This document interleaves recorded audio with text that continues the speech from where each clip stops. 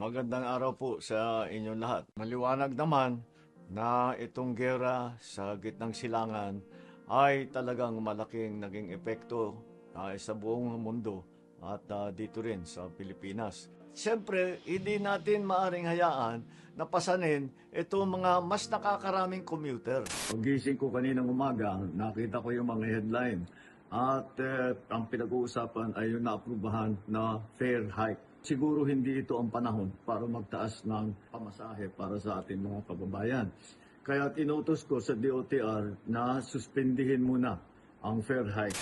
Ang mga lambas, libreng sakay program natin, nationwide at operational pa rin sa Metro Manila, sa Metro Cebu at sa Metro Davao. Sa LRT2 at MRT3 naman, ay may 50% na diskwento simula March 23. Yung Blue Beep cards na may 50% discount. Habang ang White Beep card ay patuloy ang 50% discount para sa mga PWD, senior at estudyante. Ang pag-release naman ng mga iba pang mga pondo para sa mga cash relief at subsidies ay patuloy sa iba't ibang mga ahensya. Fuel subsidies sa DOTR ay nai-release na. Halos 100,000 na tricycle driver ang nabigyan ng Marso ng 20. Pati na rin ang nationwide rollout para sa ibang transportation sector workers na magsisimula sa April 6. Naintindihan natin ang sigaw ng mga nagpoprotesta na kababayan nating nasa sektor na ito. Pero gusto kong ulitin sa inyo, hindi kayo maiiwanan, hindi kayo pababayaan ng pamahalaan.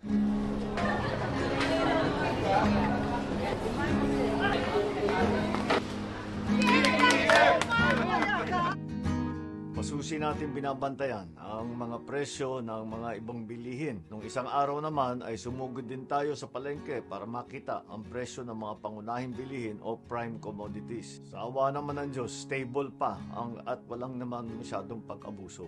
Walang nagbebenta ng higit sa suggested retail price. Patuloy tayo makikipag-ugnayan sa ating mga manufacturer ng mga basic commodities na kritikal sa panahon na ito.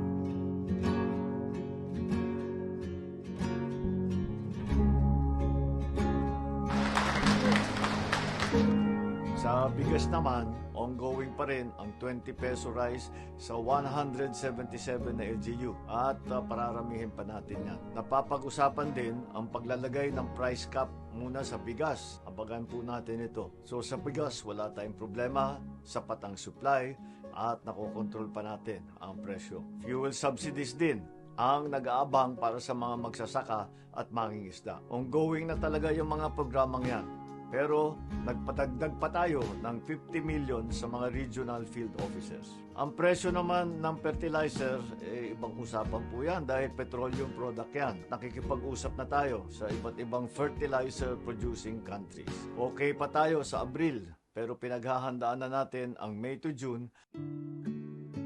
Sa supply naman ng kuryente, kinakausap ang mga power generation company upang madagdagan pa ang kapasidad ng ating mga grid sa susunod na 60 days. 23 power project na may kapasidad ng 900 megawatts ang inaasahang mag-o-online para makatulong sa supply. Ongoing din ang koordinasyon sa paggamit ng malampaya natural gas na full capacity para madagdagan naman ang supply natin sa kuryente. Tungkol naman sa supply ng langis, nakikipag-usap na po tayo sa mga bansa na ating mga trade partner gaya ng India. Ngunit sinasama na natin lahat ng mga iba at linalapitan ang China, Japan, Thailand, Brunei, South Korea patungkol sa mga posibleng supply arrangement. Maganda naman ang naging usapan natin, buti na lang at talagang kinakaibigan natin sila at sila ay handang tumulong sa atin.